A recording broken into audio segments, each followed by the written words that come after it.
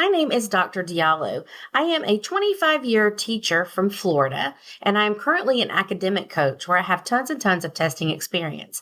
I am here to assist you with practicing for the FTCE ESOL K-12 with testing code 047. This problem set covers the subtopic of the Knowledge of ESL or ESOL, Research History, Public Policy, and Current Practices. I hope you're excited. I am. Let's get started.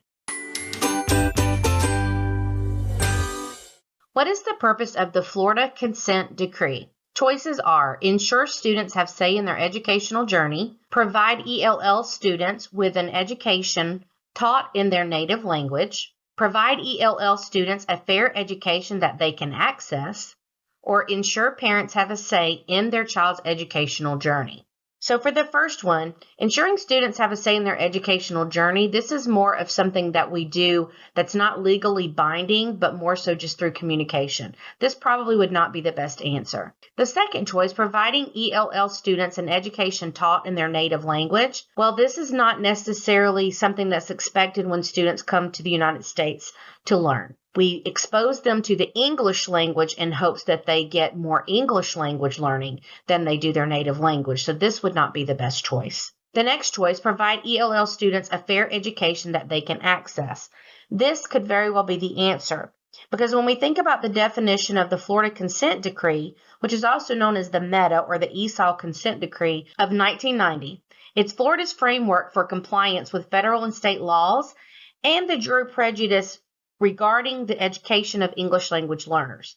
It aims to protect the civil rights of ELL students, which includes their right to equal access to all education programs and a fair right to education. The consent decree provides a structure that ensures the delivery of the comprehensible instruction to which ELL students are entitled. So this could very well be the answer. But let's look at the last choice. Ensuring parents have a say in their child's educational journey.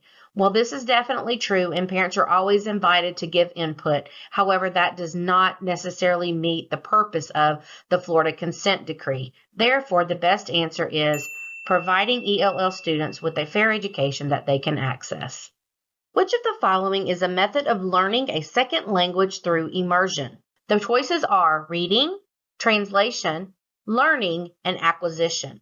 Well, reading is not learning a second language through immersion. Reading can be done in any language, therefore that is not the best answer. Translation doesn't involve learning another language when you're just translating from one language to another, so this wouldn't be the best choice either. Learning is not the name of a specific learning method, so this would not be the best answer. However, acquisition is the method of learning a second language without deliberately studying the language or getting a formal lesson. Language is acquired through immersion and by being in an environment often where the other language is spoken. So this is definitely the best answer choice, acquisition. A first grade teacher uses shaving cream to teach her students letter recognition and phonological awareness. The students use their fingers to draw out letters on their desk while sounding them out.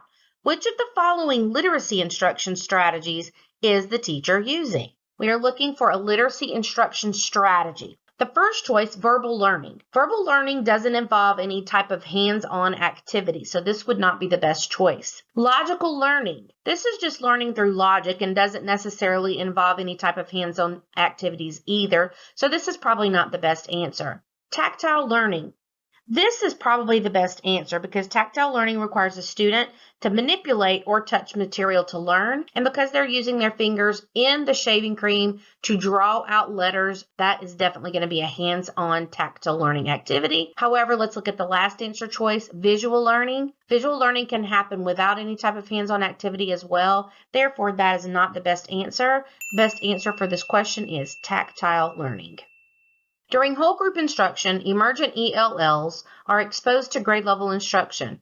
This is an example of the natural order hypothesis, monitor hypothesis, acquisition learning hypothesis, or input hypothesis. The natural order hypothesis, this states that we learn language in a predictable order, and because the teacher isn't necessarily doing direct instruction of language, but rather grade level instruction, this wouldn't be correct. Monitor hypothesis. This particular learning relies on a set of rules of language and grammar, so this isn't the correct choice. Acquisition learning hypothesis. Well, because acquisition of a new language is a slower process and it occurs over time, it's usually individualized, so this probably isn't the best answer choice either. However, input hypothesis, this is when the learner improves when they receive a second language input that is one step beyond their actual grade level. Challenging them just enough to promote growth in their language skills is definitely going to be the best answer choice for this one with input hypothesis.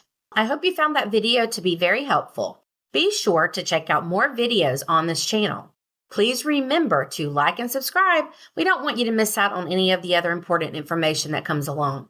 You can also get a lot of extra help with study materials and things of that nature at study.com.